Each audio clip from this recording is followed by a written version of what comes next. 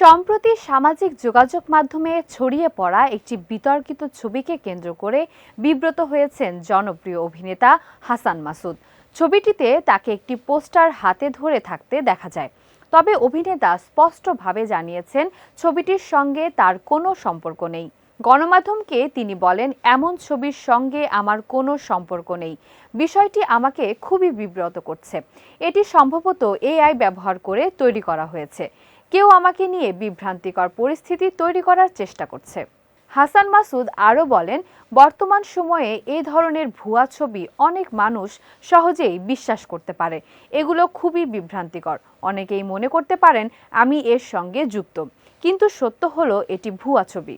2025 সালে হঠাৎ অসুস্থ হয়ে দীর্ঘদিন চিকিৎসার মধ্য দিয়ে যেতে হয়েছে অভিনেতাকে।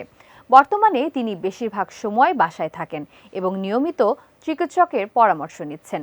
সম্প্রতি হাসান মাসুদ কিছু সিনেমার প্রস্তাব পেয়েছিলেন, তবে রাজনৈতিক কোনো গল্পের প্রস্তাবে যুক্ত হননি।